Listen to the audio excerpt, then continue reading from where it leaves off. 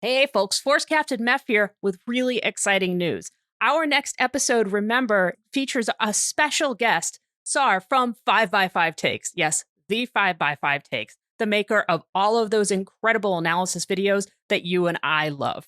We had them come on to discuss Remember, which is also an episode that we all love. And by love, I mean tortures us, but also that's kind of what the show does, right? So make sure that you tune in for our next episode, Remember. And now, Moment of Truth. Hey, folks, and welcome to Hey, Adora, your Queer She-Ra podcast. I'm Force Captain Meph, they, them. And I am Princess Jenny, she, her. And today we are talking about Moment of Truth, or don't pull the switch. Pull the switch. Don't pull the switch. Pull the switch. Yeah, that sounds about right. I feel like that's about right. Moment of Truth was written by Catherine Nolfi. It was storyboarded by Angela Kim and Sam Szymanski, and it was directed by Dee Woman. It is the 4th episode of the 3rd season. Is that how the director's name is pronounced? I don't know that answer. Oh, because I was looking at that director and I was like, oh, this is an interesting one. Because there's no period. It's not D period Woman. It could be Dwoman. It could be Dwoman. I don't know. Well, however your name is pronounced, it's awesome. Yes, yes. You can reach out to us, director, and let us know how you prefer for us to say your name.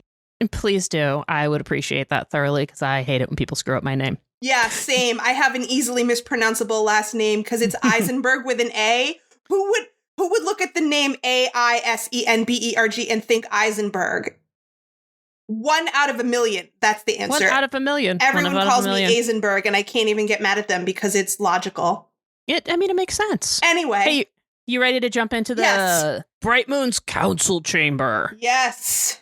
All right. So we are just all sitting around in the War Council, having a War Council meeting with our 3D pop-up universe, The table. tension is high from the opening shot. The tension is high. Queen Angela is in the opening shot. She's sort of poised over this map like a game of chess, but like a high-stakes game of chess. She's got her chin on her clasped hands, and she's flanked by members of the rebellion on either side. Like, what you gonna do? What you gonna do? Swifty's there, Perfuma, Spinnerella, Natasa, Frosta. No one is speaking for the first few beats. People are just like busily looking at their maps and using their hands to suggest deep, thoughtful expressions. Like, the tension is just there. Boom. Yeah. So, what's a great way to break tension? Teleporting into a room. Yeah. That always works. Glimmer knows how to break tension. And so Glimmer just pops right in. She bamfs her way in with Bo and Huntara. And okay, I have a question that we can put a pin in. Sure. Because we kind of talk about this a little bit later. Where does Glimmer teleport from the Crimson Waste? Well, we know, because she has said it so many times, that Glimmer on her own cannot teleport great distances.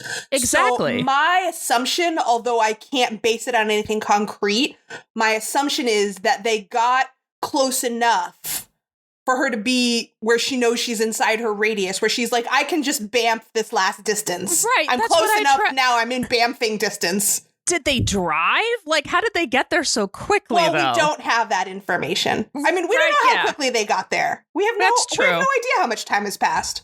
That's true. That's true. I guess they need to have the same amount of time to get there as Catra needs to get to the Fright Zone. Yes, some amount of time has passed. Everyone has traveled back from the Crimson Waste in the amount of time that it takes for people to travel back from the Crimson Waste.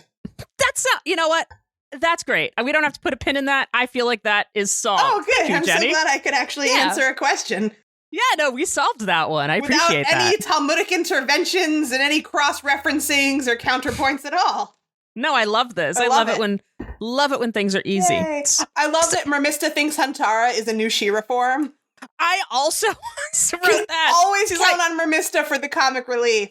It's like, oh, so it's another big burly woman. So obviously it's a new kind of She-Ra. It's like She-Ra Plus. Yes. Right? Yes. She-Ra Platinum. Yeah. Yes. It's a good moment of levity because we're about to get some more very bad news. The Glimmer has to tell everyone that the Horde has Adora and the sword. And we're all like, oh shit. But like, I like the way that, first of all, like, I like that Glimmer just brushes off Mermista, like, no. It's Huntara Huntara, the leader of the Crimson Waste. And we don't have time to get into that. Right. And it's like, because there so many questions would have been raised there, but nobody has time. Nobody has time for that shit. Nobody got time for that. Yeah, no, because we got shit to do. So, and then we have, Bo is the one that kind of drops in that's a relief because Catra kidnapped Adora, and everyone goes, bum, bum, bum. And then it escalates from there. My note there, immediately following Bo telling everybody what happened, is general gasping and freaking out. Yeah. That's all I have time for, is like half a second of general gasping and freaking out.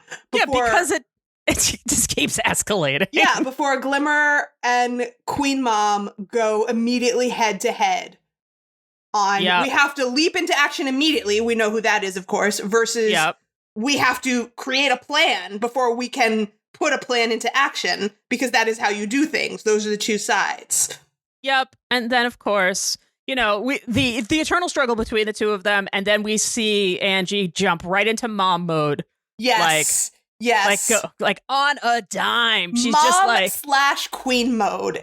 Yeah. They're mixed together and it's really hot. This is like prime MILF mode for Queen Angie. This is the gayest moment between Jenny and Queen Angie. Yes, I actually have it written down here as my first gayest moment. I have it all parsed out. So first, this is Queen Angie going into, hot queen mom in charge mode. First, we got the eyebrows. Yep. Then we get the full wing spread. Oh, yeah. And she stands up and she says, "You are not going anywhere until you explain. Outside now." Boom. Hot mom is in charge. And I am here for it. Listeners, I have the pleasure of watching Jenny gesticulate while explaining this. And there is so much hands going. It's just like pointing and hands and gesticulating, and it's wonderful. So yeah, I finally trained myself to stop slamming the desk when I talk. Now you just flail. But this wasn't flailing. This was like particular pointing. This is yes, because it doesn't make noise when I put my hands in the air instead of on the table. So that was my first gayest moment. I really think that Angela, she is very reserved with her power, but when she knows when to invoke it. Yes, agreed. I mean, that's what a good leader does, especially like a queen. Like, she's regal. She's an immortal, bewinged queen. Right, like, she's been doing this shit probably for a real fucking long time. Yeah, like thousands of years for all we know. We don't know. Yeah. It could have been 20 minutes. It could have been thousands of years. Who knows? It wasn't 20 minutes. And then we go to the credits. Credits. Jenny, do we win in the end? We have never been less sure than we are in this episode. We're really not sure about that. We don't know what's going to happen. We might not win. Nobody might win. Nobody might win. If reality collapses in on itself, nobody wins. No. Not even Catra. Despite what she thinks. Yeah. Agreed. But we will get there. So we're gonna learn that as we go on, but first we have to go to Hordak's man cave of grumpiness.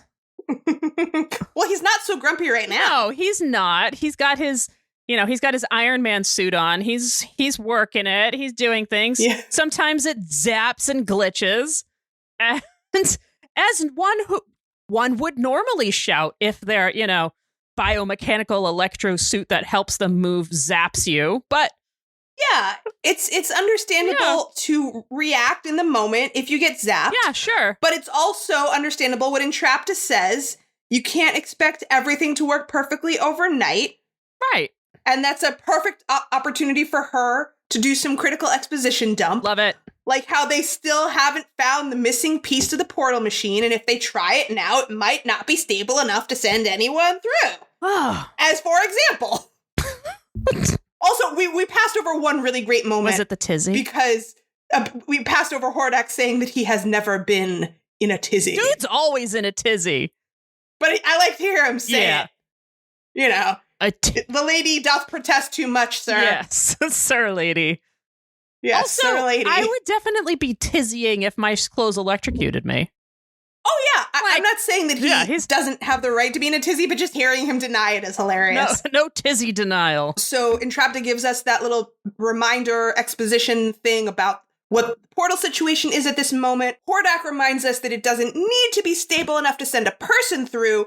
just need it to be open long enough to send a signal through, which is a much shorter increment of time. Right. And then once Horde Prime receives the signal, he can easily open the portal from his side. Yep. And then nothing bad will ever happen to anyone once that happens. Right, clearly. But then Entrapta has a realization then. Yeah. In this moment, for the first time ever, she realizes that her actions will have consequences, and she might not like those consequences, because then Hordak will leave with Big Brother. I think it's really important, because Entrapta is our favorite, just classic chaotic neutral. Yes. She just likes to do the things that she likes to do, and she never considers the consequences. Right. And now, for the first time, she's considering the fact that there will be a consequence to this action. But that consequence is Hordak might not like. Her friend will go away. Her friend will go away. Yeah. But, her lab partner buddy. Pal, person that. But it's just a beat, though. She brushes it off really quickly. But there's still so much data we could collect. Mm-hmm. What's the rush? Enter Catra. Yeah. Catra enters. Okay, so I have this as my gayest moment. My first gayest moment. And this is how I wrote this. So Catra opens the door, and it's Catra flanked by her goons, and Adora is tied up with a gag and throws Adora. But what I have is Catra gaily saunters in gaily with her arm around her gay ex-girlfriend tied up with a gag and a gay-ass gay smirk. Gaily. Gayest moment number one. Nice. Flanked by her gay goons gay goons, yeah. Yes. So there's just an explosion of mean lesbian happening right there. Just jumping right in. Very nice. And all of the equipment goes bananas I wrote that from the proximity too. of the sword. Of course. I wrote cuckoo bananas, but yes, it goes cuckoo bananas. Yes, absolutely. And absolutely correct, everything you said. And I wrote, Catra is feeling herself in all caps. Oh, yeah, definitely. And, along with bound S&M Adora. Which, you covered. Yeah. Oh, yeah. Quite well. Thank you. And I love the fact that Adora is writhing dramatically throughout the scene and everyone is just completely ignoring her. Yeah. So that's how sometimes you have to writhe and have everybody ignore you. It happens. Sometimes you're not the center of every scene. Yep. But... And so Catra finishes off this scene by she just snaps her fingers at them and tells them, I brought you everything you need. Now finish this shit. Yep. And Entrapta's like, cool, you have a whip. Yeah. Lest we forget. Catra has a whip now. And Catra keeps framing this not as victory for the Horde, but as finishing off the princesses. Which I found fascinating, because that's what she was trained to do, right? Is to hate princesses. But also she has a very real reason why she should hate princesses. And it has nothing to do with Hordak's glory, but everything to do with Catra needing to finish off princesses. Yeah, she kind of sees... she's been raised this way. Yeah. Her notion of what the Horde winning means is defeating the princesses. Sure. That's the only way she understands what it means for her to win. Right. It's also personal. It's personal. Of course. It's way more personal now than it used to be. But even before Adora left the Horde. Right. The propaganda posters. Yeah. From the very beginning. The part, all of the training is them fighting princesses.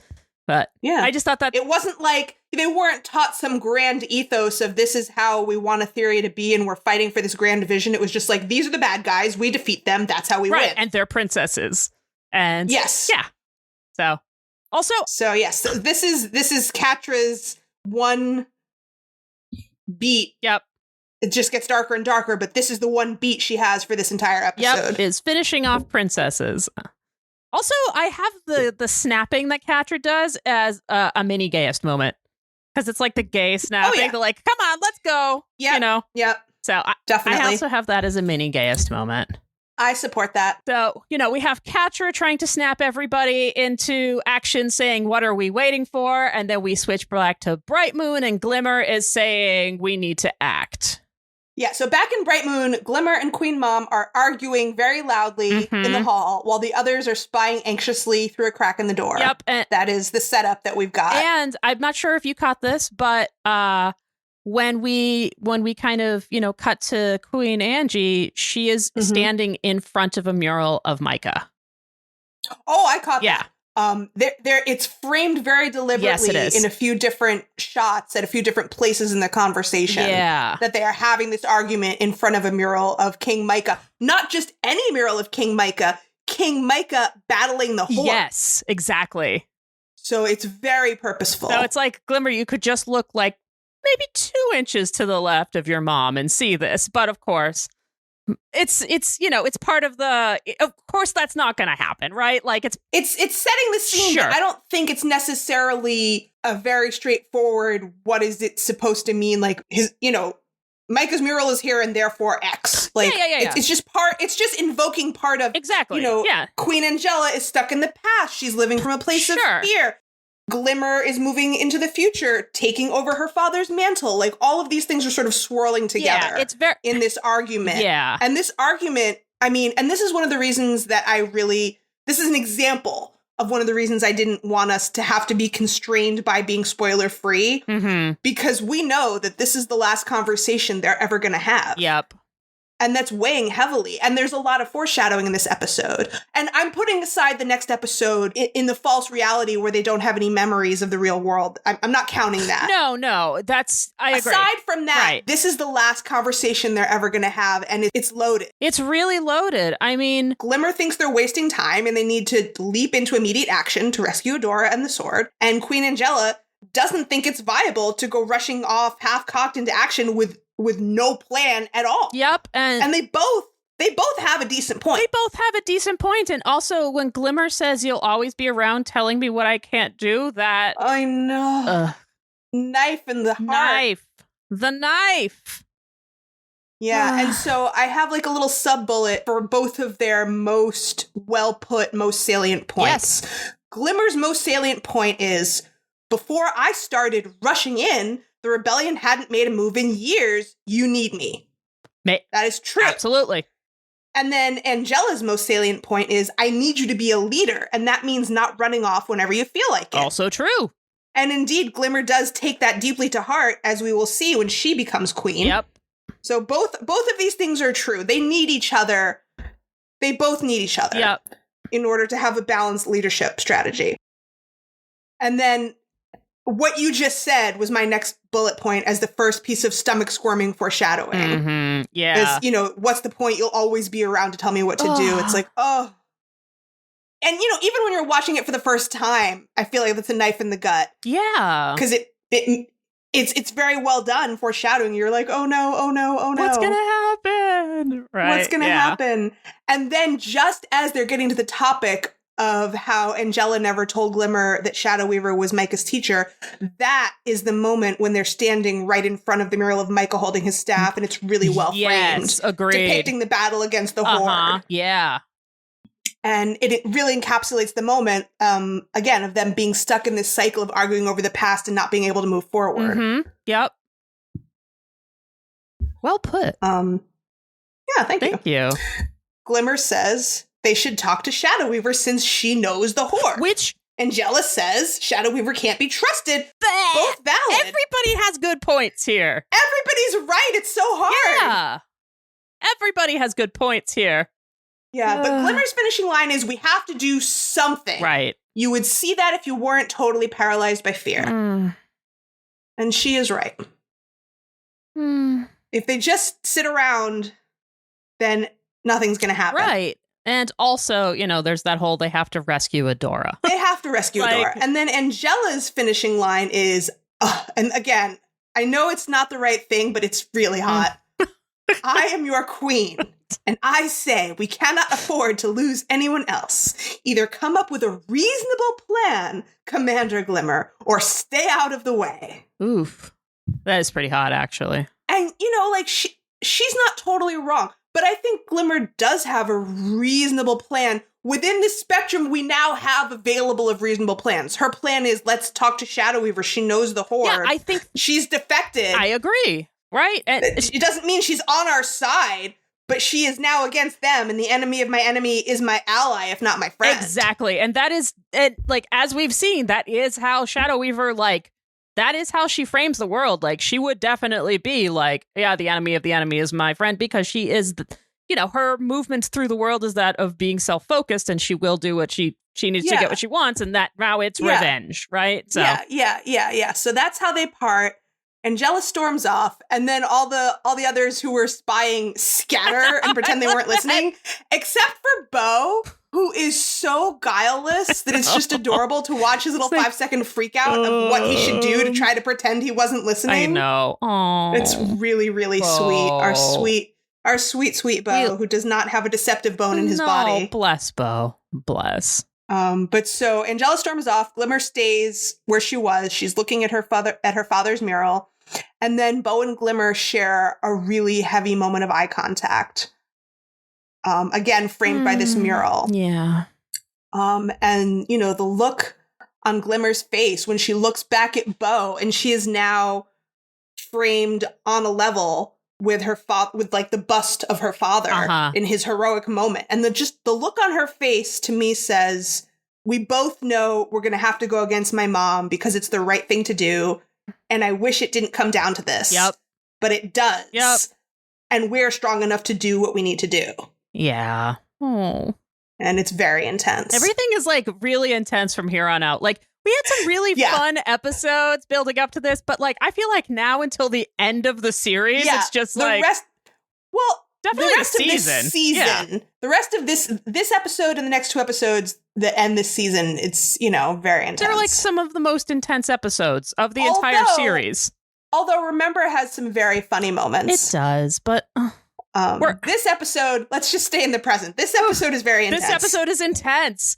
But, there's still some fun stuff. We switched to Hordak Sanctum. We have... Let's go over to Hordak's lab. Let's see what Hordak and Entrapta are up to. We have Entrapta, who connected the sword to the portal machine with, like, jumper cables. Yeah, because that works, right? Sure. Science is fine. It's all science, right? So she's sciencing. Yeah. And then all the screens and all the tech in the room are just crackling now with all this excess power from the sword. Yep. I'm sure that will be fine. Sure, that's fine. Yeah, why? Connected is connected. Yeah, it's fine, Totally fine.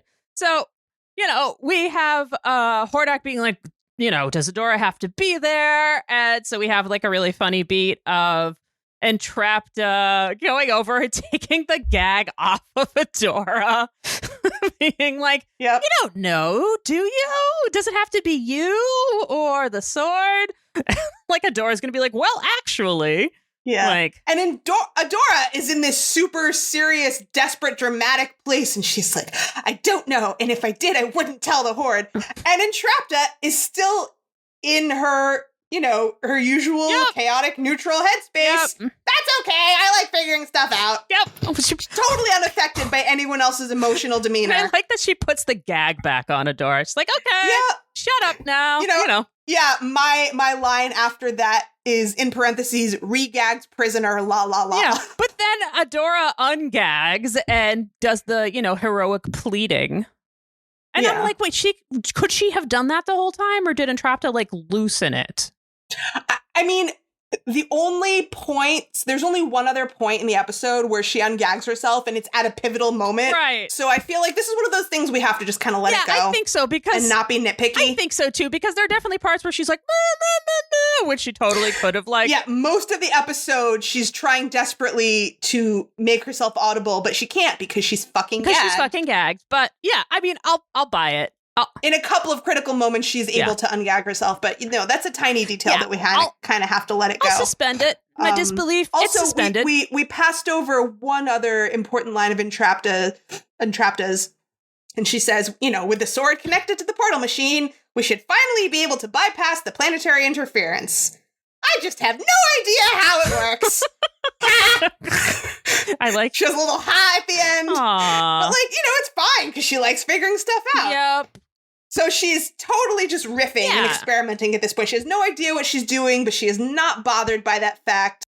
She is just sort of, blorping around with this unbelievably powerful technology. And she's just stoked, and we have Hordak there, just being Hordak. Right. And so as you pointed out, after Entrapta regags Adora, she is able to, spit out the cloth, and she goes off on Hordak for gaslighting her entire life. Uh-huh. And Hordak's response to this, okay, it's kind of a sick burn. Like, it's the Adora says, you took me away from my family when I was a baby. You lied to me my whole life. And Hordak was like, I could not have lied to you about who you are because I have never known nor cared about someone as inconsequential as you. And I'm like, right. Fuck. All right, dude. Yeah. It's like, you are mere ants to me. Like, yeah. But, what he's really just responding with more gaslighting. Yeah, exactly. Because I believe that he doesn't know where she comes from, but obviously he doesn't consider her inconsequential, or he wouldn't have to have her tied up in his inner sanctum. Right, or he would have just left her where he found her. Yeah, she wouldn't be so crucial to his plans if he considered her inconsequential. Right. He might not know why she's important, but he knows she's important. And then she definitely hits a nerve when she tells him, you should care, because I'm the one who's going to make sure you fail. Yeah, she's got the big hero, big mouth going on there. This is kind of a gayest moment. Adora's gay bravado. Yeah. Gay bravado while tied up in the hands of the enemy is hot. It is hot. She's not going to beg. Not from Hordak. Not anybody. Not anybody. Except maybe Catra. So Hordak says, I will not fail. And he's evil dad is mad. And he does the evil will conquer all type of speech. Yes. You have no power to stop me. Ha ha ha.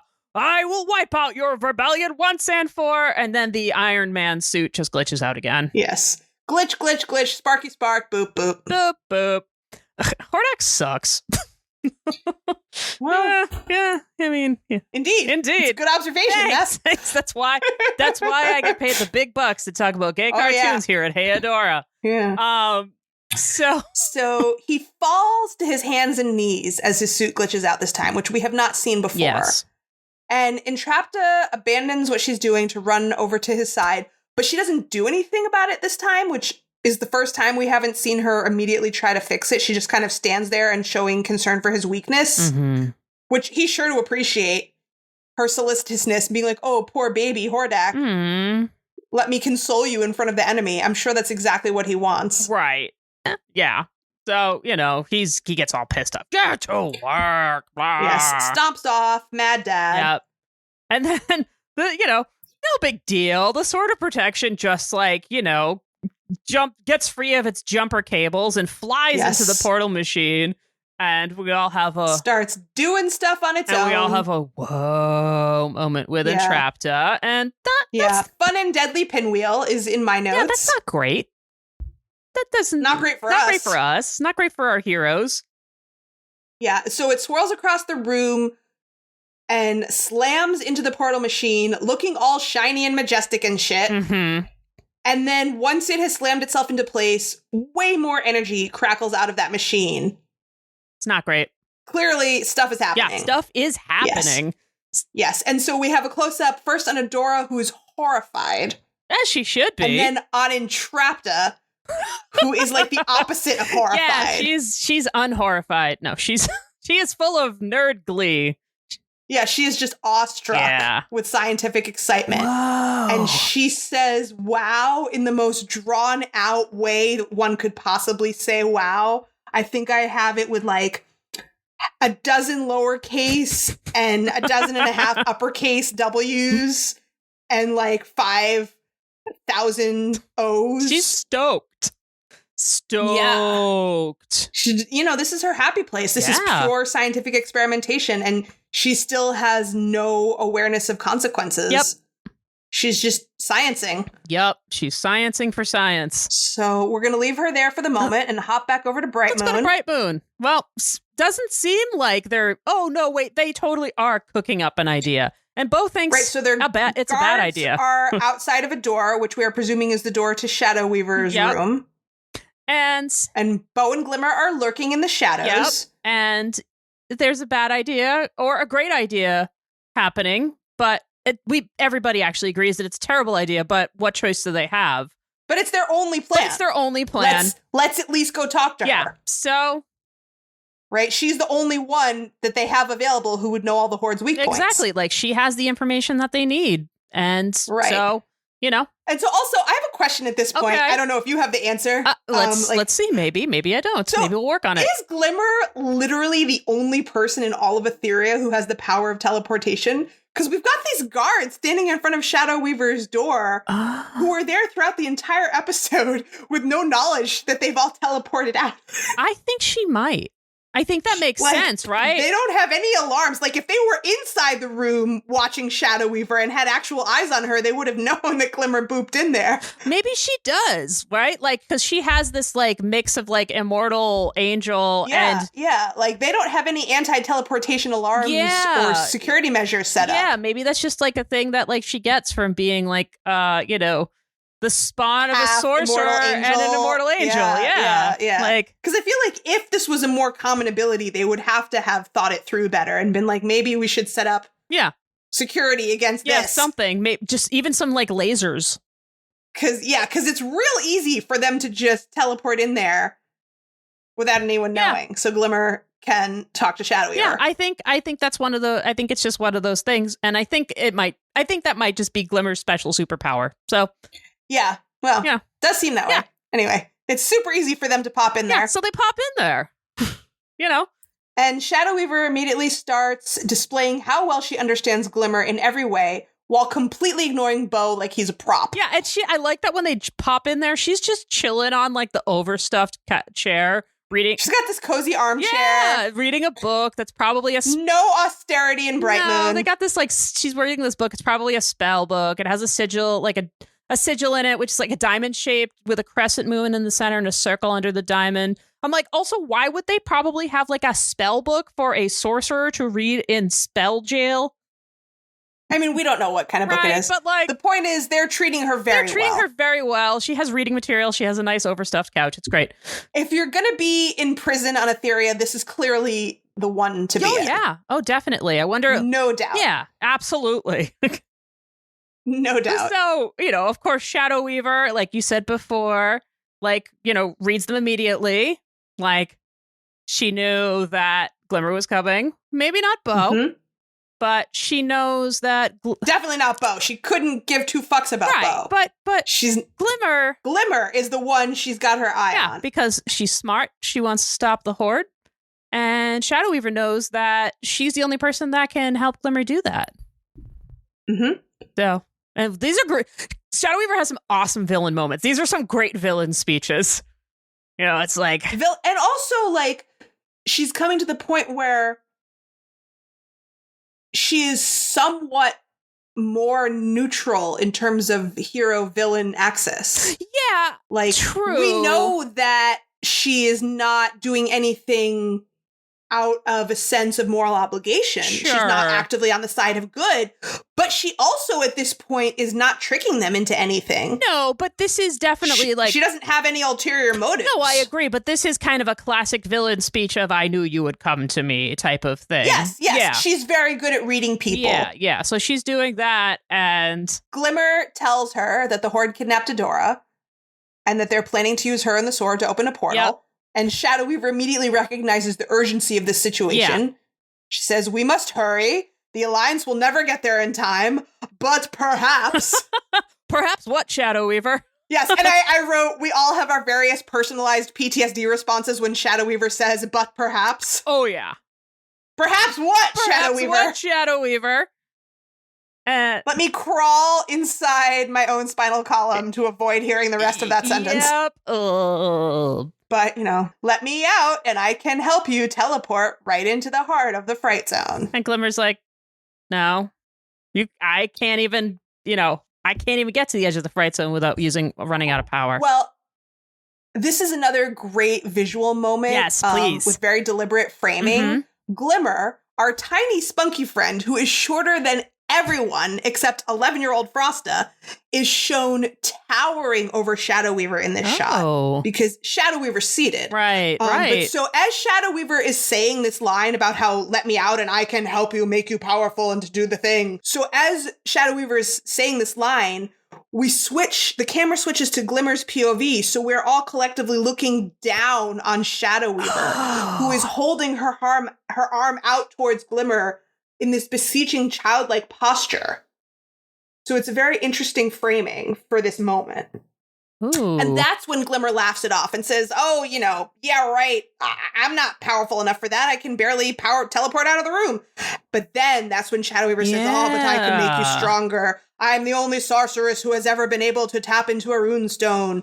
If you allow me to access your connection to the moonstone, I can enhance your powers. You could teleport us all the way there. Which doesn't sound super great. And Bo... Well, Glimmer is captivated. Right, and Bo's like, us? And Shadow Weaver's like, well, I guess you can come, Yeah, right. And meanwhile, Glimmer's like, whoa, wow, you can really make me that powerful? And that's okay. So now we kind of have like the beginning of as we go on, we see Glimmer starting to pair with Shadow Weaver more and more. But this is like kind of the beginning of the relationship of Shadow Weaver kind of being the dark teacher of Glimmer.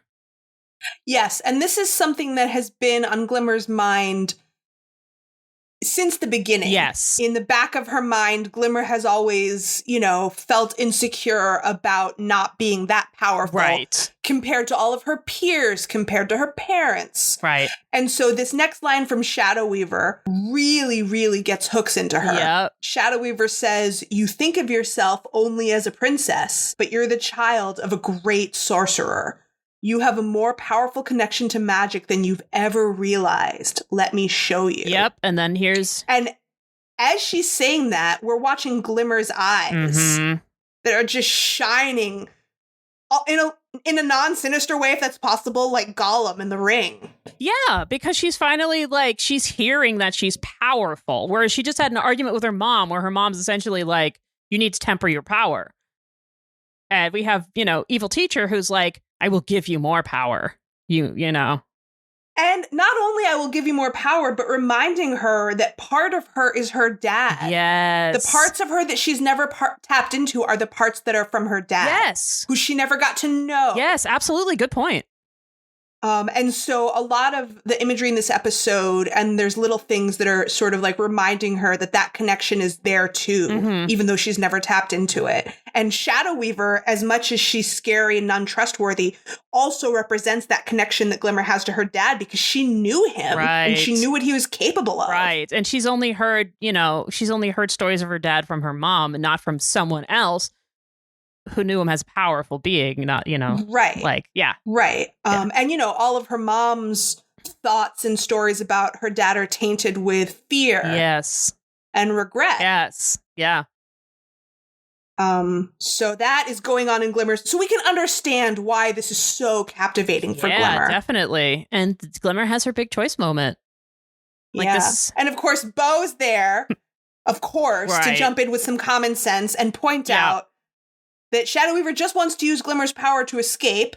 Fair point, Bo. Yeah, I mean, it's not entirely out of the picture. I mean, that makes sense. No, of course not. But Shadow Weaver says, I want to destroy Hordak. We must strike now.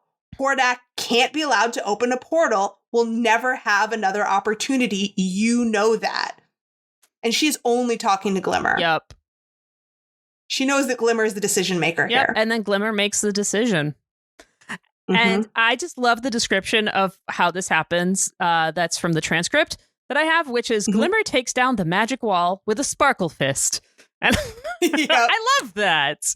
Yep. So aggressive fist-to-face sparkles. Aggressive fist-to-wall sparkles. Yeah. And kaboom. That's our girl. And then we go to the fright zone. And the very last thing that happens before we go to the fright zone is Bo putting groans and puts his hand over his eyes in that universal gesture of, this is such a bad idea, but I guess I'm going to go along with it. Because, he's never going to leave Glimmer in the lurch. Aww. But now we go to the fright zone. Yes. And we have horned goon. Speaking of some lighter moments. There's some lighter moments. So we have Lady Kyle, the horned goon girl, looking through. Okay, so I think this is Rogelio's locker. Yeah, I'm a little unclear on like whose lockers are these? Whose stuff is this? Is it abandoned or is this like people's actual stuff? Well, so there's like a drawing, like if you looked at it, there's like drawing on the right side of like these like little lizard pals with super cool beanies, right? And then I didn't see that. and on the other side, on the left side, there's a small picture of Kyle with little hearts drawn around Kyle. Oh my God, how did I not see that? It's really cute. Then it must be Rogelio's. So I think it's Rogelio's locker. And of course, there's like the scuzzy locker mirror because remember, Rogelio has the dope hair. So. Yes. Oh, good call. So. We have Girl Kyle finding a jacket in there and she tosses it over to Lizard Girl to make it official. Yup. And then Scorpia comes in because she is not happy about this. She says, you can't take that. It doesn't even fit. Like, hey, this is my friend's stuff. Stop fucking around in here. And then Lizard Girl makes it fit by sticking her second set of arms through it and creating a second set of armholes. And then she strikes a series of muscle poses. And she is feeling herself. The muscle poses and I dig are great. I dig it. I dig her self-confidence. I dig her whole vibe. I think this is a gayest moment. Definitely. Yeah, this is a gayest moment. Definitely. Just, gay pals palling around in the gay locker room. Yeah, making cut-off shirts. Yeah, I have this down. I have this down as a gayest moment. Awesome. But Scorpia does not dig it, and she tries to pull the jacket off, but just ends up with two little clawfuls of fabric. Aww. She's very sad. She's very sad. I was going to say that Girl Kyle likes it. She tells her friend, you look good in a uniform. I know. Aww. I do like these two. They have grown on me. I do like them too. I wonder if we see them again. I don't know. We'll find out. And then Catra has a fucking awesome entrance. Yes. Enters with whip. You just see the whip cracking the locker. Yep. And Scorpia's like, oh, there's Catra.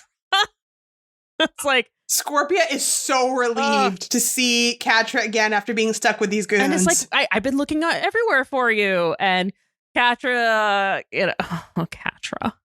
Catra's like, well, I've kind of had my hands full. And does like any minute, Horde's going to open a portal. And then I'll be the reason the Horde defeats the princesses. And then we have another one of my gayest moments, which is, Catra gets soft and is like, and it is actually soft here. Like, I thought it was sarcastic. I found it really insincere. I didn't think it was sarcastic, but I thought it was really fake. It was this sort of like flat, insincere flattery. See, I didn't get that. I got it as coming from somebody that's like maybe not all there, because I mean, as we watch Catra's like mental facilities and health like degrade through this episode, of course, but she's not there yet. But I still think that she's pretty there from the last time we saw her when she was disassociating in a cave. Like, I don't think she's gotten better. I think she has, because that was before she came home with her spoils of war. I think from the beginning of this episode to now, she has not started degrading it. I think that she is feeling herself and she's like, I'm on the brink of my greatest success. But hey, I couldn't have done it without you. Yeah, see, like, fuck you. See, I thought that, and then I didn't, and then I did, and then I didn't, and then I might either again. Read is possible. Yeah. Either read is possible. But she definitely does the tender shoulder grab, which could or could not be read as insincere. Scorpia does not see it as sincere. Yeah, Scorpia looks very sad. And worried. Yeah. But I do have this as my gayest moment. Or a gayest moment. That's fair. Either way, I think it counts as the gayest moment. Whether it's sincere or not. Right. It gay. Yeah, and Scorpia doesn't think it's sincere and then takes it out on Lady Goat Kyle. Yeah, who is still just messing around, gay wrestling and laughter, which is like 90% of what she does, regardless of setting or who is in charge. You know what? She's full of mirth.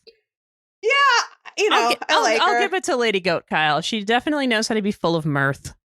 Yeah, and so then Catra saunters off, and Scorpia watches her go, looking so worried and so sad. I know. And all of our little gay hearts break. We love you, Scorpia. We love you, Scorpia. It's going to get better for you. Don't worry. And I love this cut. When we cut to Hordak's sanctum, we have this like shiny, like shing on the Switch. I wasn't sure what that sound was coming from. I think that was. It doesn't really matter. I think it was just like a random tossed in sound effect type of thing. I don't think it was in world. I think it was like, like when somebody open. That could be. Like, I think it was like outward, just like, emphasizing it because it had the like bling shine on it. So yeah, that could be. And the shiny foreshadowing on the Switch and Entrapta. It also like it frames Entrapta really well because she's like, should I do it? No, I can't. And like, it was kind of doing the back and forth. Like, it's tempting. Oh, but I can't. So like that kind of frames that really well too. Yeah. So this is a scene between Entrapta and Tied Up Adora, who are alone together. Not counting Emily, who is there, but she's like powered down. Yeah. So she's not really interacting in the scene, but Entrapta's sitting on Emily. Oh, it's really cute. And this is a very important moment between them because Adora tells Entrapta totally sincerely and earnestly, we never meant to leave you behind. We thought you were dead. Yeah. And Entrapta says, but Catra said you abandoned me. Entrapta puts her mask on. Yes, she does. I have that as well. She puts on her mask of emotional times. Right. I have masking as metaphor for masking. Yes, Lol. I have that too. So, Entrapta, she's having her big feels time. So she puts on her big feels masks and says, but Catra said you abandoned me. And Adora, says, well, Catra will say anything to help her get what she wants. And this is so heartbreaking because like Adora knows Catra's ability to manipulate people and is trying to like clear the air and right the wrong, but is also like feeling it internally. That's like, and Catra's done this to me too. And like, And Entrapta, doesn't know who to trust. She says, Catra is my friend. Yeah. I think. Yeah. Yes, the data says she is. I love and then we get to see this adorable little chart of the various characters and their little friendship quotients. I love the friendship quotients, and I love that Scorpia has the highest friendship quotient out of all of them. Of course. It's so cute. No question. Of course. That data is accurate. Absolutely. And, we... and then Adora delivers the big line of this scene between the two of them that you were alluding to. Do you want to say it? I understand Catra was my friend too, but she makes bad decisions. Yes. And this is one of them. Yes. And she's heartbroken. The Horde's armies will come through and then it's all over for Etheria. Yeah. You can't open a portal. So then, that's a really heavy line. Yeah. She's really, really trying to communicate with Entrapta. And then we have another big dramatic moment. Entrapta sends her hair tendrils whipping back towards Adora at top speed. And Adora closes her eyes and braces for impact like she thinks she's about to get smacked. Yep. But that is not what happens. Nope. And Entrapta unmasks and goes back She just wraps the hair around the column to pull herself backwards closer to Adora. Yep. And then she still has her back to Adora. And we think that Adora has really reached her and she's about to say something important and sincere. Mm-hmm. But she pulls off her mask. And she's back to science, enthusiastic science she says, Entrapta. Oh, but I can. Yep. Did you miss the whole sword makes the portal machine work thing? I really don't have time to explain it. And Adora's like trying back to her trademark literalism. Yep. And then Adora's trying to like be rational. Well, it's too dangerous. And Entrapta's like, well, all exploration has an element of danger. Yeah. And actually, before we get to that moment, just in this moment of Adora having tried so hard to explain to Entrapta why she shouldn't do it, and Entrapta still acting like she doesn't even understand the difference between can't and shouldn't. Right. Like, that's the disconnect here. Yep. Just staying in that moment just for a second, I have a couple bullets on that. Sure. Because I understand now how my mom must have felt my entire childhood, having to deal with me, my father, and my father's father, because my dad's side of the family, we're just, hardcore literalists. But, we understand for the most part that we're being nitpicky, and we enjoy being nitpicky. And God help my mom, she never had to deal with my half-brother because they would have killed each other. The level of literalism in my family is just really, really high. And I understand now how frustrating it is. It's like, look, you know what I'm saying. Right. Like, you understand the difference in this conversation between can't and shouldn't. Right. Like, are you really, really going to belabor the point? Like, come on, man. You know what I'm saying. Right. Yes, I understand. Like, so it's frustrating, obviously. But, you know, we haven't gotten there yet. So then we move on to Adora saying it's too dangerous, and Entrapta saying that all exploration involves an element of danger.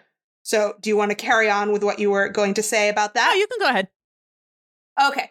And so this is where science and morality intersect, this conversation that Entrapta is having, that she has not yet ever faced in any way. She's still our chaotic neutral. All exploration involves an element of danger, but danger to who? Yes. How hard have you worked to control the degree of potential danger? Have you considered the worst case scenario and who will be affected by that? Has anyone else who will be affected given consent? And my last bullet point on this topic is all caps. This is literally how every zombie movie starts. True. People sciencing away, thinking that they're on the brink of some great discovery without giving proper forethought to what is the worst case scenario if this experiment goes awry. What could possibly go wrong? We made a zombie apocalypse. Oops, we fucked up. Oops. You know, or like, it's like, yes, all exploration involves a degree of danger. Right. But there is controlled experimentation and there is reckless abandon. Right. And Entrapta has not given even a modicum of thought to that difference. Yes. It's like, oops, we have Terminators, you know. Yeah. Oops, it's the end of the world. Yep. Oops, reality has collapsed into itself and blipped out of existence. Blip. Oopsie. You know. Oopsie poopsie. So that's where we finally are. And so finally, after Entrapta has gone through this speech with herself, she acknowledges that she has also noticed some anomalies in her portal trials that could potentially cause a problem as her computer screen fills with giant red X's to illustrate the point. Yeah, I mean, you know, for our younger viewers who might not be able to follow the dialogue, for the little ones, it's like, okay, they still know what giant red X's mean. Right. Yeah. Just maybe. I love the typical Entrapta underselling, right? Right. And then we end on another fun comedic note. You won't try to escape if I just pop out for a sec, right?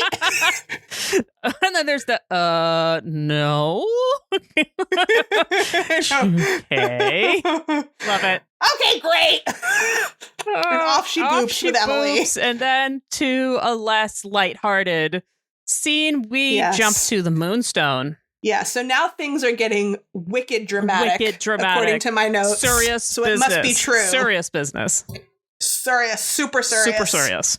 So we're back at the Moonstone as Shadow Weaver prepares the possibly evil Sacred Circle. Possibly evil Sacred Circle. And who shows up? It's the team. The friends. The other squad. The extended Princess universe. Some of our B team. Yeah, we got Mermista, we got Perfuma, we got Frosta. We don't have Spinnerella and Natasa, though. Or Seahawk. But we have some of our friends. We have some of our pals. We have some of our Bender pals. Yes. They're coming, and you cannot stop them. Yep.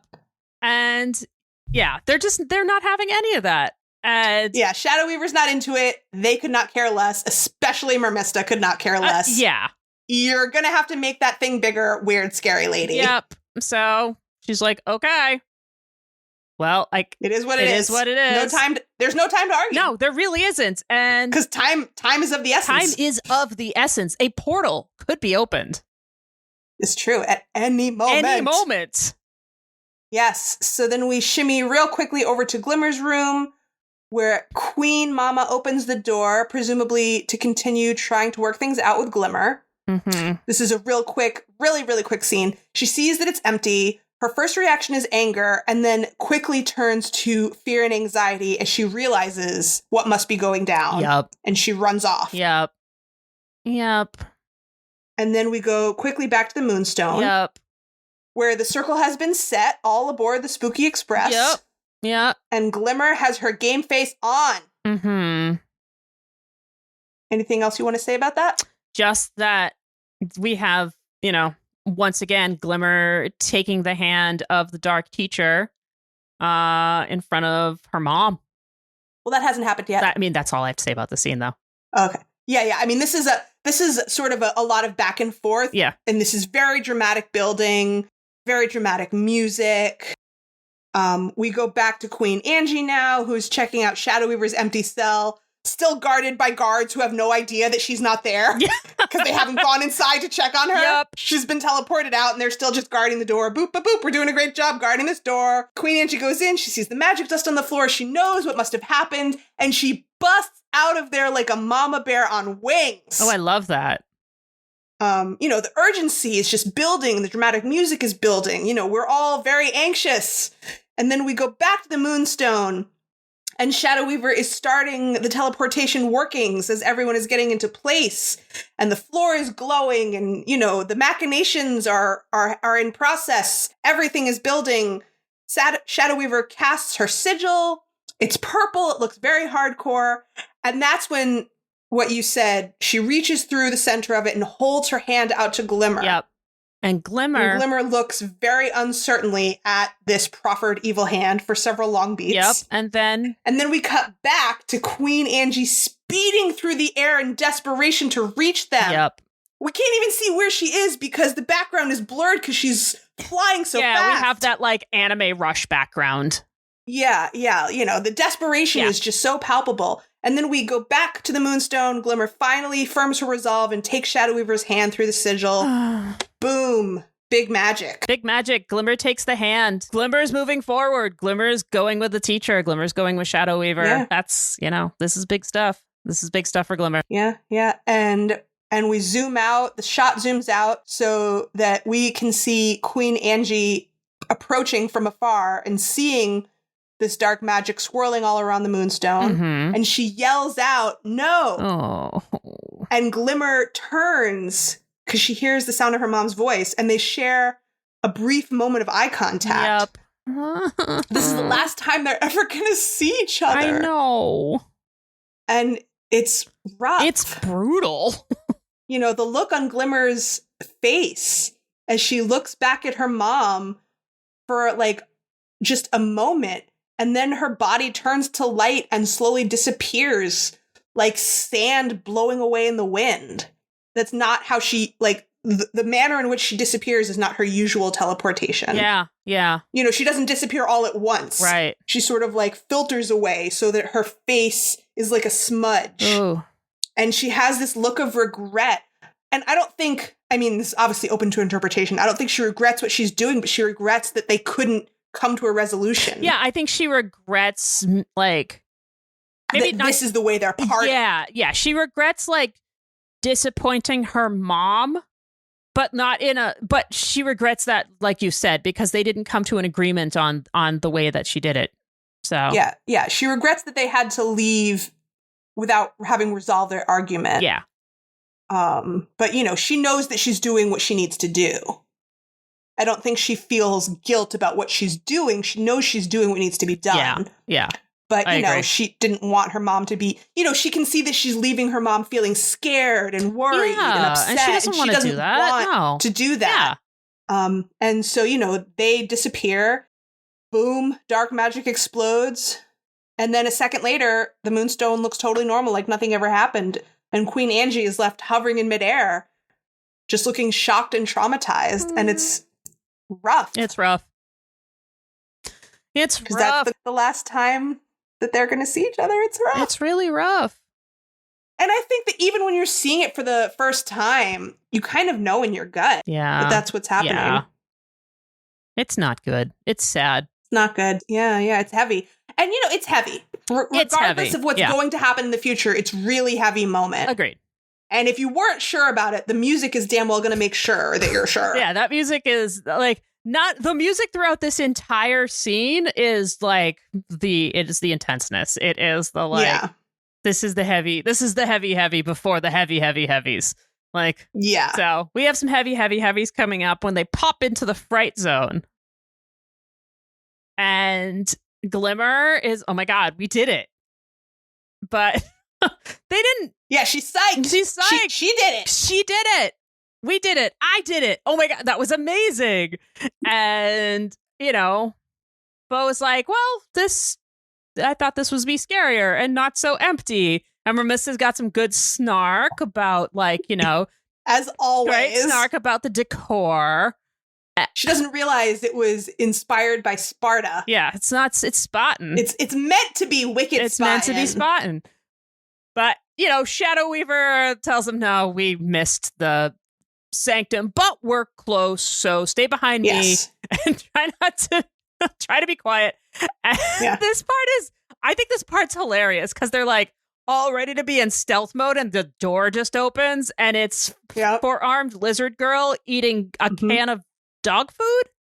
Yeah, it looks like dirt. Yeah. But all the food in the Horde is terrible. Lizard Chow it's just like gray food bars and brown food bars. Yeah, she's like walking around eating out of the can and sees them and does the like shock drop, like the pop. Right. Like, let's be stealthy. That's not going to happen. Nope.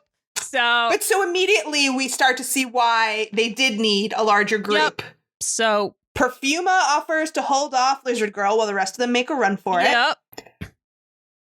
And I'm not sure where she conjured those plants from because they're indoors in the middle of an urban decay wasteland. Yeah, maybe she like brought a flower with her. Gonna let it go. Yeah, maybe she brought a flower with her. To have it ready. Yeah, exactly. For the conjuring. Yeah. She's like, well, I know there's no flowers here, or there's no plants here. So that's true. Maybe she might have planned ahead. She brought like a pot, right? Like she brought like a little potted plant, or just one little leaf. Or a leaf, yeah, she doesn't need a lot to get started with. But so she. Okay, that's a good point. Yeah, so anyway, we'll just let her do that. She's got her fight, so she's good to go. Yep, and so the rest of them run off, and they run into Ronnie. They run into Lonnie and Rogelio, and Lonnie looks them up and down and is like, "Yeah, we're not doing this alone," and pulls the alarm. The look that Lonnie and Rogelio give each other is hilarious. It's just like, no, it's like, no, fuck that. Yeah, but that also doesn't mean that they're going to run away. No, it just means they know that. They know it's not going to be, they're going to be able to do this. They look at this group of invaders who immediately go into fighting poses and they're like, no. Yeah, no. Yeah. So, and again, we have some of our fighters coming up to the front offering to hold them off. Yep. Our favorite water and ice bending duo. Yep. So Mermista pulls up what I am assuming to be sewage poop water. Yes. And then Frosta turns it into ice poop shards. And they trap Lonnie and Rogelio in poop ice. Yep. For a moment. Of course, we know it's not going to hold them long, but, and a squadron is marching up the hallway. Right, but, we have two solid fighters holding these guys off. Yeah. And again, you guys go on, we'll hold them off. So now it's just Bo and Glimmer and Shadow Weaver. And continuing on. And then Catra enters the chat. Who do they run into but Catra, who is like, Lonnie, why did you pull the... And then we have all of our stomachs collectively drop. Yeah. Oh, fuck. And then Catra sees Shadow Weaver taking Glimmer's hand, and she just cannot abide. Yep. And she's like, seriously? Like, of all fucking things in the world for her to have to see. Yeah, you're holding hands. It's really fucked up. You're holding hands with a princess? You broke in to hold hands with a princess? Yeah. And, Shadow... And Shadow Weaver says something really goating. Yeah. And she's like, there's no sense in trying to fight us. You don't stand a chance. Join us or stand aside. And then... gee, I wonder what Catra will choose. Well, Catra does have a fun new toy now. And whip. Mm-hmm. Catra does not say whip when using her whip, but... No, she's way too cool for that. She's way too cool for that. But she smirks because she's ready for the, Catra v. Shadow Weaver ass-kicking, moment number 2. Yes. Bo manages to fight off the whip with arrows, which is very impressive. I thought that was a thing. Like, that's some really good, arrow work. Good job, Bo. I mean, this is all his trick arrow stuff. Sure, but, that's a good... You can't just shoot a regular arrow at a whip. Yeah, I mean, but that's a good shot, though, right? Oh, yeah. Hooray, Bo. And eventually Catra does get the upper hand on Bo. and he is down in a pile of goo that I'm pretty sure also came from one of his own trick arrows. Yeah, so the arrows... I don't think the goo came from the whip. No, so I watched this scene a couple of times. So the arrow hits the whip and sticks to the whip, and Catra whips the arrow back, and it explodes onto Bo. So Catra whipped an arrow at Bo, which impressive. Yeah, they're both very skilled. So now it's just Glimmer and Shadow Weaver v. Catra. Yep, they're holding hands like they're pals, and by that I mean, Glimmer's an excellent battery for Shadow Weaver. Yeah, and my next bullet is all caps: drama, action. Can you even handle it? And I can't. And so Glimmer and Shadow Weaver are teleporting while Catra's trying to, attack them with the whip. Right. And this is really fucking up Catra. I mean, this is like psychologically, this is like, what you were saying earlier about like you don't think that Catra really started to slide. I will say that this is definitely when her sliding escalates. Oh, now now that she's seeing when it starts. Shadow Weaver with the princesses. Yeah. Like this. Of course. So this is really when it starts to like all go downhill for Catra. Yeah, absolutely.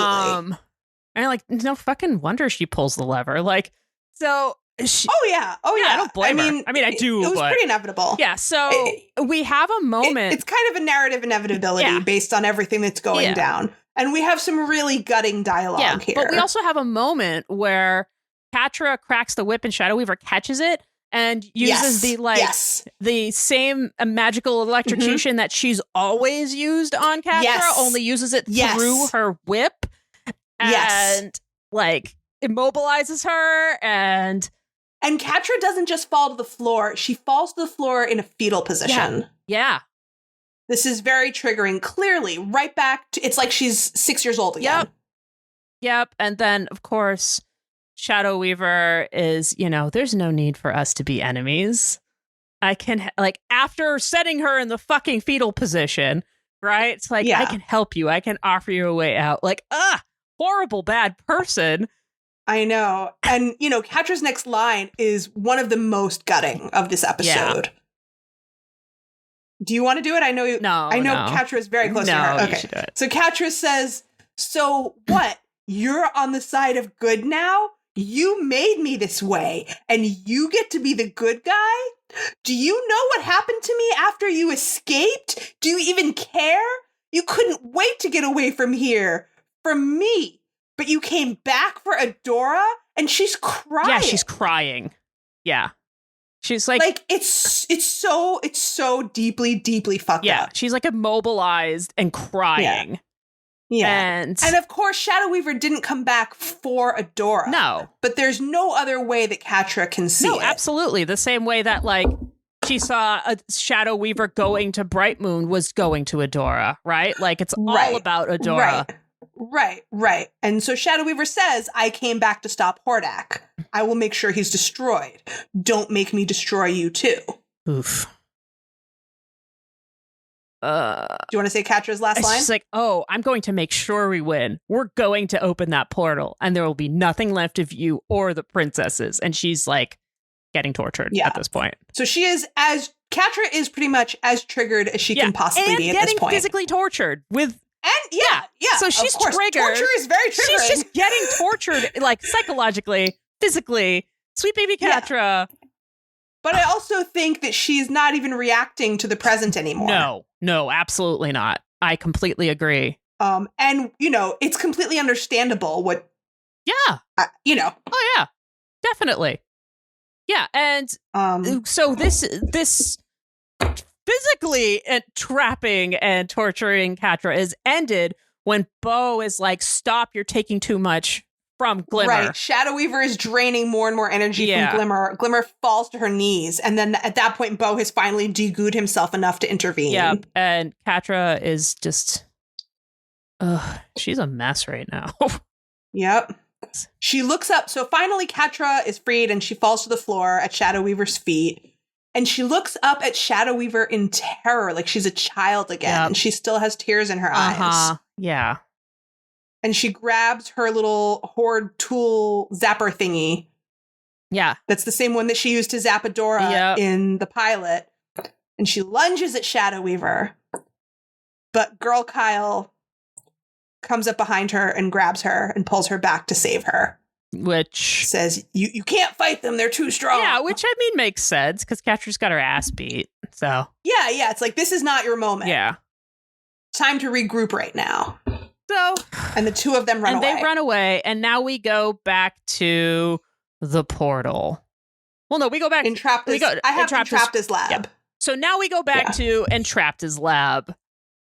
Yeah, and my first bullet here is finally we get a moment to calm the fuck down with Scorpia and Entrapta, our good buddies. Oh, and Scorpia even says that. It's like, I really appreciate you letting me assist you. I miss hanging out, right? Like, and we're all like, she misses the Super Pal trio. And we're all like, we miss you guys hanging out too. Yeah. And, you know, she's like, well, because Scorpia feels left out because everybody has new friends except for Scorpia. Yeah, Exactly.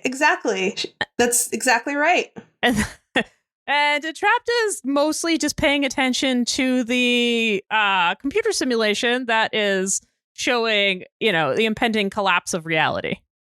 Yes, how the entire planet will burst into flames and explode if they actually activate the portal. And then just a big skull and crossbones. So which usually just means, you know, doesn't mean good stuff mostly. Yeah, definitely not. And then I couldn't help thinking about this. There's a movie I saw when I was a kid. Not a super big movie, but if you've seen it, you'll know the reference. Toys. It's a Robin Williams movie from 1992. Yeah, that movie's weird. Joan Cusack is a character in it, and you don't find out until the end that she was a robot the whole time, but she was built to be like a companion to Robin Williams when he was a kid by his dad. So she's just like this goofy robot. And at one point in the movie, she says, red usually means danger. Or beef if it's a bouillon cube. It's like, if it's not beef bouillon, it's usually danger. That's a pretty good joke. Yeah. So I thought of that in this moment. And I was like, yeah, it's definitely not good. No, it's bad. It's bad news. And then Scorpia wants to know if this is going to happen to the actual planet. And so Entrapta says, well, this is just an illustration, but what will happen will be much worse. Now, if my numbers are right, and they are, because of course they are, if we open a portal, the anomalies will be catastrophic. It'll unhinge time and space, create a warped reality that will collapse in on itself, erasing us from existence. I never thought I'd say this, but we can't go through with this. So this is a level of apocalypse where even Entrapta draws a line. Yeah. Like, that's big. It's big. And this segues into my one Professor Smartbrain moment. Awesome. In this episode on black holes. Oh, nice. Gravitational singularity. And me trying to stumble through astrophysics, general relativity, and other topics of 20th century physics. Oh, nice. I haven't taken physics in like years, so please same. But I'm into it. Please bear with me. I'm doing this at the highest level possible. If I am wrong, please write to me, but this is what I remembered and this is what I have. So, nice. We're going to start with some basic definitions. So, first we're going to start with general relativity. So, general relativity was developed by Albert Einstein. We all know that name. Between 1907 to 1915, around then. So, the theory of general relativity says that the observed gravitational effects between masses result in the warping of space-time. So, in other words, gravity is actually a curvature in space-time itself. Really heavy shit has more gravitational force because it bends the fabric of space-time more. Right. Okay. The way that I found it most helpful to understand in really basic terms, this was once explained to me, is if you think of space as a soft, flat surface, and then heavy things like, say, the Earth or any planet sit in it, and then things like light roll down that soft, flat surface of space-time towards the Earth. And the heavier a planet is, the more gravitational pull it is, i.e. the heavier it is, and things roll towards it faster. Exactly. That's exactly it. So that was going to lead me into what is a black hole? Okay, so a black hole is a region of space-time where gravity is so strong that nothing, including light or electromagnetic waves, can exist. So fucking nothing can exist in this. So this happens when an object is literally massive. It has enough condensed mass to create such conditions. So imagine that like soft fabric, right? Mhm. And instead of like the earth in it, it's the heaviest fucking thing you can ever imagine. And it just whoomph. But really small, right? Or is size not an issue? It's just the size of the condensed mass itself. The size itself of the particle or particles, it doesn't matter. It's the amount of mass. So it's really about the amount of mass, not the right. volume. Size. Right. Size and mass are not the same. Size and mass are not the same. In absence of gravity. Right. So, okay. So what happens in a black hole? So I don't fucking know what happens in a black hole. Most of us, if any of us, and I mean none of us, actually know what happens inside of a black hole. But it's a great topic for study and contemplation. Absolutely. And there are so many different kinds of sciencey thingies, physics, different kind of physicsy, mechanicy things that study it. But we're staying with general relativity because I did not want to go into quantum mechanics. So, general relativity says that what might happen in the black hole, the heaviest fucking heavy thing that ever heavied, what happens in that might be a gravitational singularity or space-time singularity, or I have no idea what that means. Or just a singularity if you're wicked cool. So, this is a gravitational singularity. A gravitational singularity is what happens inside of a black hole, according to this general relativity theory. It is the point where gravity is so intense that space-time itself breaks down and cannot be defined by where or when. So it literally is like, hey, this thing is so heavy that at the end of where this thing is falling, if there is actually an end, because you can't even use words like end or thing or where. Right. It's kind of like what Entrapped is describing. The entire concept of the physical world, everything that you can imagine, all of the untrapping underpinnings of what we understand to be reality. And matter. Anything. Like all of the things. Literally all of the things are made of matter. Yeah, or energy or whatever. Everything. Yeah. Like literally everything. All of the things. Kaput. Everything, everywhere, all at once, one might say. So that is kind of like the kind of massive level of destruction that Entrapped is talking about. But we're talking about some universe hopping shit. Okay, so universe hopping that's a whole other thing that I'm not even going to get into because I could go on forever about that. But there are some theories that at the point of singularity, where there is gravitational collapse, an Einstein-Rosen bridge, or, as we know from many sci-fi tomes, a wormhole will be formed, thus possibly allowing something to travel through the wormhole. Right, this gravitational collapse, instead of it being like nothing, like a wormhole could happen.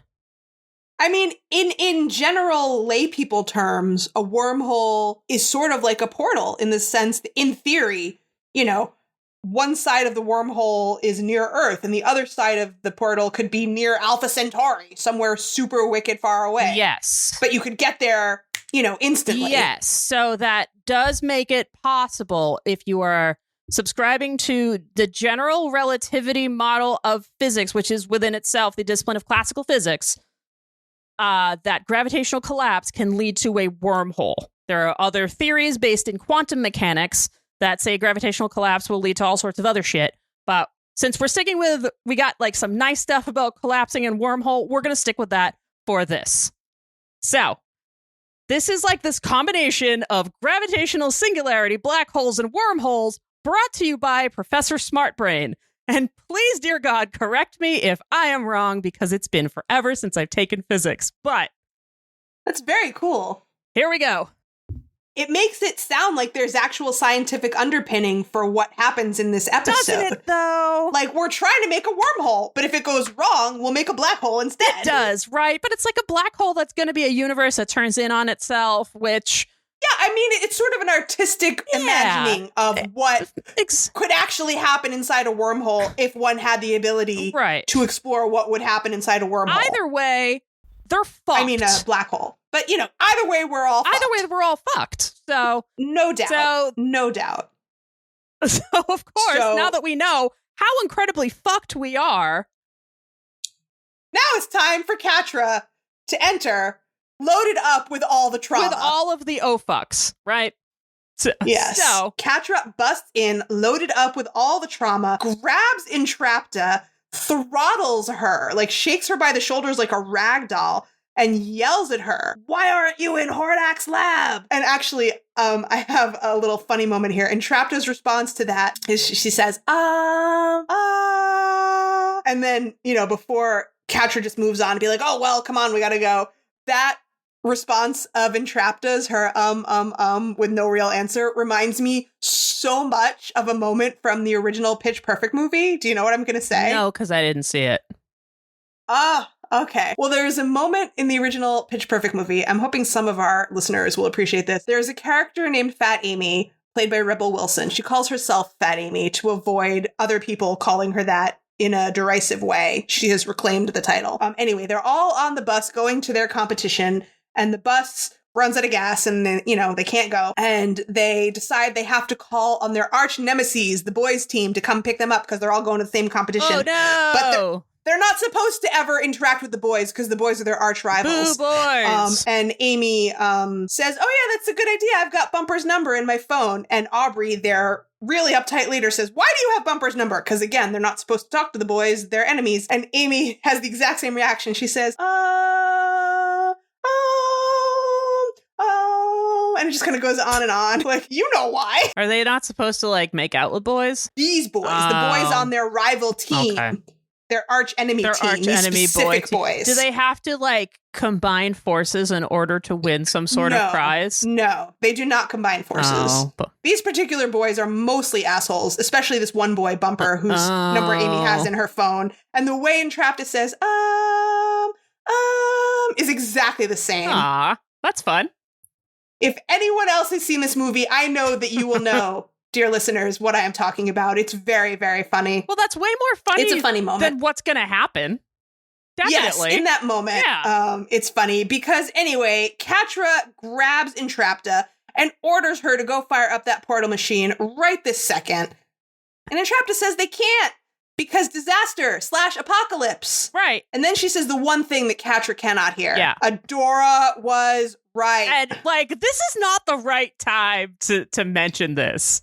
I mean, she doesn't know. Right, but it's never the right time to mention that. Right, but she, Yeah, I mean, yeah, that's fair. Of all the levels of reading other people's emotions that Entrapta is not capable of, this is, way not on her radar. Oh, yeah. And then, here we go. More Catra just descending into madness. Adora is right. Adora gets everything she wants, but not this time. This time I'm going to win. And I'm like, oh no, sweet baby Catra. We have scary, unhinged laughter. Oh my gosh. Her hair's falling in her face. Her pupils get so tiny, she is coming apart at the seams. This is more of Catra as Faith Lehane right now. This is a Faith moment for Catra. Yeah. I mean, even Faith never tried to destroy the whole world. No, she didn't. That's true. But they are really vibing strongly right now. They're vibing real strong right now. Yeah. Yes. This is unhinged. We love you, Catra. We're so sorry, but you're gonna make some choices. Ugh. Yeah. Yeah. This is Catra's Dark Night of the Soul, and I'm going to come back to that at the end and talk more about what that means. Yay. Yes. So this time it's personal. Yeah. She says we are opening that portal now. Uh-oh. And Entrapta is like, no, I need to tell Hordak. And then, man, we have some more of Catra's signature bad choices here. Because this goes from a panic to a choice. Yeah. Yeah. Because she does the panic zap like she did with Adora in the first episode. And then she has the, oh God, what have I done look. And then she makes the get her out of here, where, and then she makes the choice. She sends Entrapta to Beast Island. What the hell? And Scorpia is horrified. Fucking Beast Island? No one comes back from Beast Island. Yeah. Scorpia says you can't.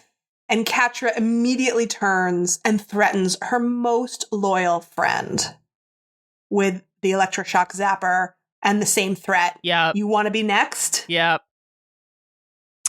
And no, Scorpia does not want to be next. Nope. And she is not going to be the one to stand up against Catra. No, and I mean, I don't blame her at this. Like, No. I mean, no, of course not. like, But, Scorpia's not a confrontational person. no, definitely not.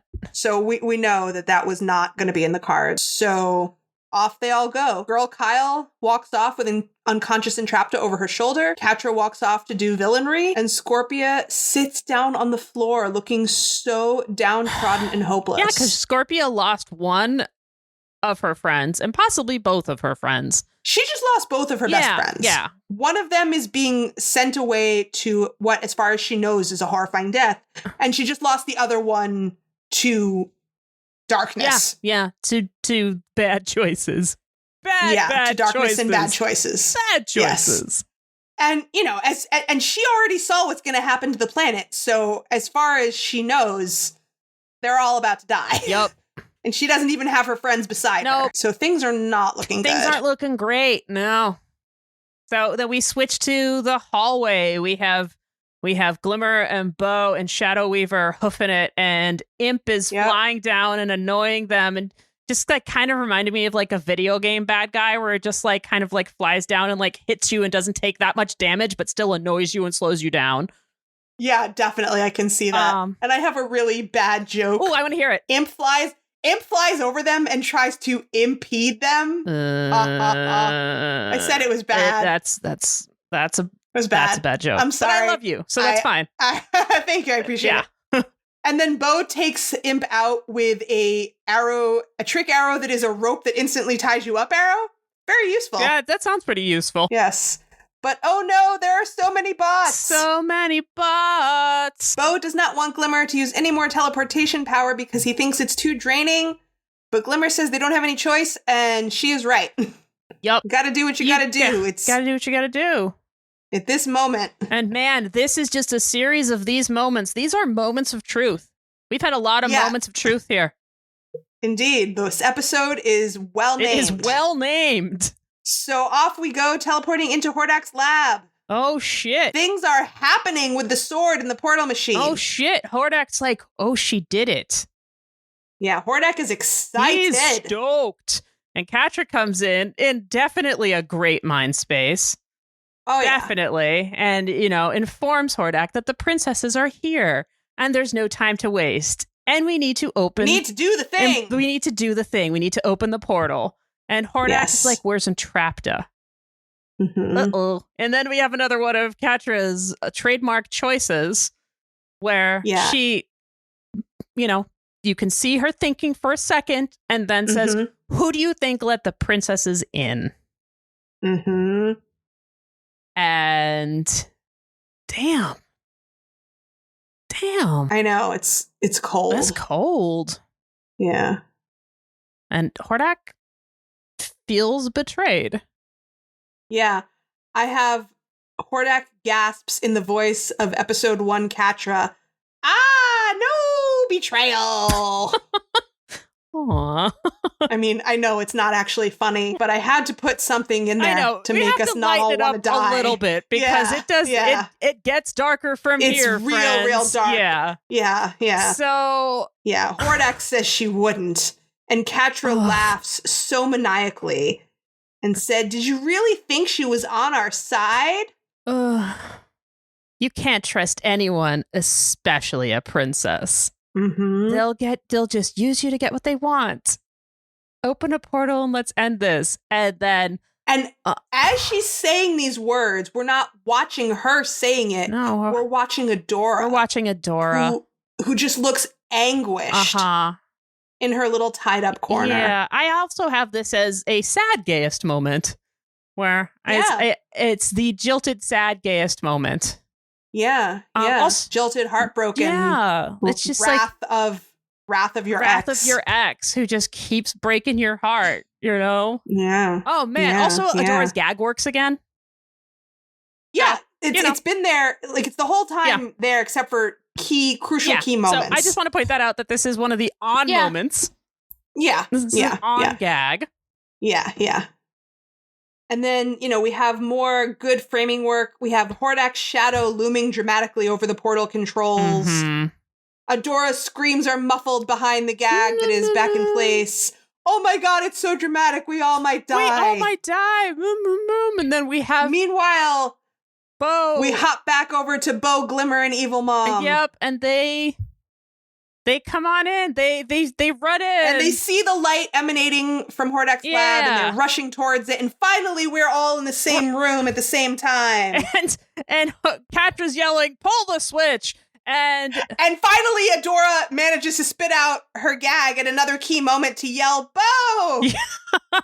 So she calls him over. We're over here. We're over here, right? And Horde decides that it's a really great idea to rip down a load-bearing beam and throw it at them. I have that too! The room starts falling apart because that's what happens when you tear down load-bearing beams. Yeah. Like, dude, you suck. Anyway, Horde sucks at fighting, so he chucks a load-bearing beam at them, and Shadow Weaver just hovers it, Yep. Everything's falling apart. All the equipment starts to go blorpy, electricity crackling all over the place. Everyone's confused and freaking out. And Bo and Glimmer and Shadow Weaver can't reach Adora. And the final few moments, it comes down to Catra and Adora because of course it does. Yeah, and so they are physical, and I want to kind of keep this in our brains for the next episode. They are physically separated from the rest of the team. So it's like everybody else is behind the load-bearing beam, and you kind of can't see them. And it's just it's Adora tied up and Catra with the worn out eye, the saddest face. It's like she's worn out. She has this smirk that is both she just looks like shit. You're talking about Catra? Catra looks like shit. Yeah. She is, beyond the end of her rope. Yeah. And she gives, and Adora begs her. Yeah. For once, Adora doesn't say in the command tense. She doesn't say you can't. Yeah, she says she asks. She says, please don't. And then Catra looks at her and smiles the cruelest fuck you smile in the world. With this worn out sad eyes with the bags under them, and throws the switch. And then opens a Stargate. Mm-hmm. And the room fills with scary magic. And then credits. But the way the room fills with magic is so well done. Yeah. Blinding white to pink to indigo light, and the sound of crackling energy, these unearthly sounds, and the swell. It's so well done. Yep. And then it just goes to silence. It's just such a jarring ending. Yep. But everything about that ending is jarring and heart-wrenching. Yes. And not an ending. This is a to be continued moment if ever there was one. This is a to be continued moment. To be continued. And I have all caps in bold. That's the fucking end. We have never been less sure whether we're going to win in the end. But on an up note, I would like to talk before we part ways a little bit about the Dark Night of the Soul. Yes, please. Because that is heavy on my mind as we end this episode. Yes. Because I think it's a really important aspect of where we're at narratively for the overall arc of the whole series. Agreed.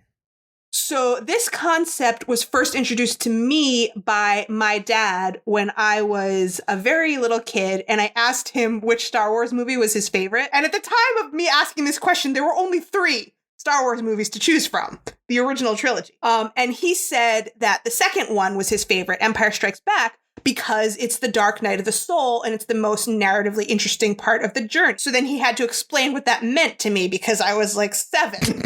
And I was like, what do you mean? Your dad's a nerd. My dad's a nerd and an English major. Yeah. And he has said of our podcast that he enjoys it because it's like a college level English colloquium about this one topic that we both like. Aw, hi Jenny's dad. Yeah. So the original reference to what this means is a poem by Saint John of the Cross, who is a 16th century Spanish mystic and poet. And this poem is narrating the journey of the soul to a mystical union with God. So great. What does that mean pragmatically to us, in contemporary time? A lot of people misuse it to just generally mean a dark and difficult time in your life, which, it doesn't hurt anybody if you use it that way, fine. But what it really means is that in order to deal with trauma and genuinely get through it to something better, you have to go down deep into it. You know, you can't go around it, can't go over it, gotta go through it. Yep. Or, you know, the expression, the darkest hours just before dawn. So that's really certainly where Catra is at. Yes. And it's where the whole narrative is at. And so I just pulled 2 quotes that I think are helpful for thinking about this moment. One from our buddy, Joseph Campbell. Joey. So, our friend Joey, from his book, Reflections on the Art of Living, a Joseph Campbell companion. Thank you. So he says, the dark night of the soul comes just before a revelation. When everything is lost and all seems darkness, then comes the new life and all that is needed. Yeah. So, you know, you have to be willing to go down into the depths to be able to come up out into the sun on the other side of those depths. Yeah. And then we have a somewhat more Eastern understanding from Inayat Khan, Thinking Like the Universe, the Sufi Path of Awakening. There can be no rebirth without a dark night of the soul, a total annihilation of all that you believed in and thought that you were. Damn. So, yeah. So I just want to leave us with that thought sort of ruminating. Damn. Because it's not just like, oh, we all have to be tortured because that's what makes the plot interesting. Yeah. Because there's a lot more to it than that. Yeah. Damn. And I think it's also true in terms of processing trauma. Oh, yeah, definitely. So that could be seen as a metaphor for the overall narrative, certainly for Catra's journey. Yeah. I think it's helpful. Catra's got to make some choices before she can get to where she needs to be. So. Yeah, of course. Some better choices. But, you know, it's inevitable. You know, she was never going to be able to heal by just ignoring her pain and saying, despite my anguish, I'm just going to make good choices. Like, that was never going to work. No. You got to go down into the depths to come out the other side. Yep. And that's what's happening right now. And we are going into the depths. We are going to win in the end. We are. Aw, that's great. That segues really nicely into, hey, Jenny. Hey, Meth. What did we learn today? We learned that shit can get really dark and still be okay in the end. So yeah, I think that's a really important lesson. It is. Yeah. Especially for a lot of queer people who have survived a lot of trauma and don't have a lot of faith that something better can come. Yeah. We are here to tell you that it can. Yeah. Yeah. Oh. And Shira is also here to tell you that it can. Yeah, because you're going to win in the end. You are going to win in the end. Stick with us, kids. Kid. You're going to win in the end. And we love you. We love you. Well, folks, if you liked what you heard and you want to destroy the fabric of space-time, you can like and follow us on Apple Podcasts, Spotify, Google Play, or wherever you get your podcast fix. You can also find us on Twitter, Instagram, TikTok, and Facebook at HeyAdoraCast, or you can email us all of the ways in which you want to create a supermassive black hole at heyadoracast@gmail.com. Hey, Jenny. Hey, Did you hear we had a Patreon?